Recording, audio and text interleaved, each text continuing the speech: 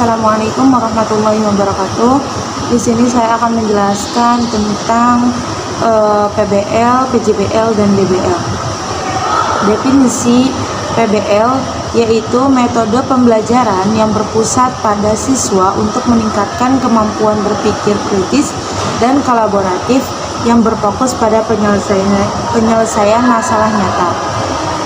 Sedangkan PJBL adalah pendekatan pembelajaran yang berpusat pada siswa untuk membuat atau menghasilkan sebuah produk dan berfokus pada perencanaan dan pembuatan produk akhir. Sedangkan DBL yaitu pendekatan dalam proses pembelajaran yang berfokus pada pemenuhan kebutuhan belajar setiap individu siswa. Pendekatan ini menganggap bahwa setiap siswa berbeda-beda sehingga strategi pembelajarannya harus disesuaikan. Kemudian ada konsep dan teori PBL, PJBL, dan DBL. Kalau konsep PBL itu pemilihan masalah, analisis masalah, pembentukan kelompok, pencarian informasi, evaluasi solusi. Sedangkan teori PBL-nya yaitu konstruktivisme, teori perkembangan kognitif, Piaget, teori belajar sosial kultural, Vygotsky, teori Brunner, dan discovery learning. Sedangkan konsep dan teori PJBL yaitu konsepnya pemilihan proyek, perencanaan proyek, pelaksanaan proyek, presentasi proyek, dan refleksi. Sedangkan teori PJBL yaitu konstruktivisme, teori belajar sosial, teori perkembangan kognitif, dan teori motivasi. Sedangkan konsep dan teori DBL yaitu diferensiasi pada konten, diferensiasi pada proses, diferensiasi pada produk, diferensiasi pada lingkungan belajar, diferensiasi pada penilaian, dan diferensiasi pada pengelolaan kelas. Sedangkan teori DBL yaitu teori kecerdasan ganda, teori belajar sosial, teori Vygotsky tentang zona perkembangan proksimal, teori belajar humanistik, konsep belajar aktif, dan konstruktivisme. Sedangkan kelebihan dan tantangan PBL dan PJBL. Kelebihan dan tantangan PBL.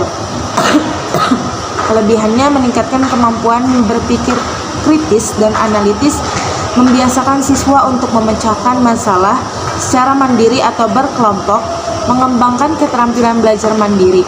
Sedangkan tantangan PBL itu sendiri yaitu membutuhkan panduan dan fasilitas yang baik dari guru, memerlukan waktu lebih banyak dibandingkan metode tradisional.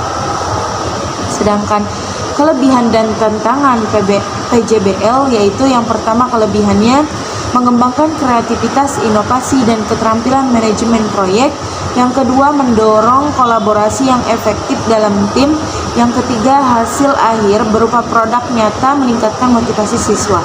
Sedangkan tantangannya membutuhkan perencanaan yang matang, terutama dalam manajemen waktu dan sumber daya. Yang kedua, risiko terfokus pada hasil daripada proses pembelajaran. Kemudian implementasi pembelajaran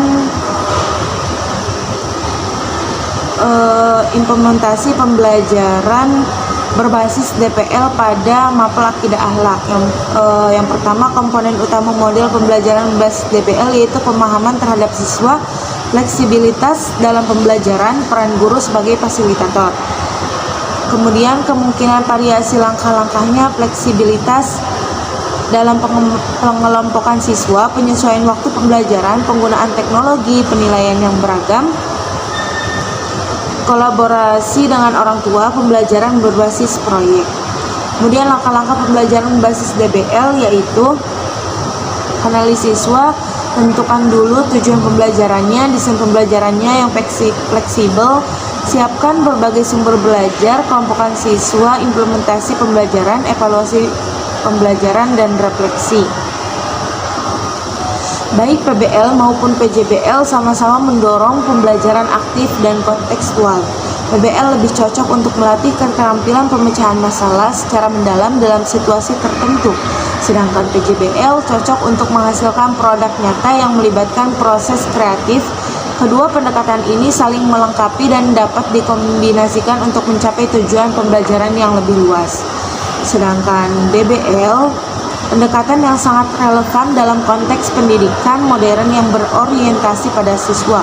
Dengan memanfaatkan strategi pembelajaran berbasis diferensiasi, guru dapat menciptakan pengalaman belajar yang bermakna, inklusif, dan memberdayakan bagi semua siswa, sehingga mendorong potensi terbaik mereka di berbagai aspek kehidupan.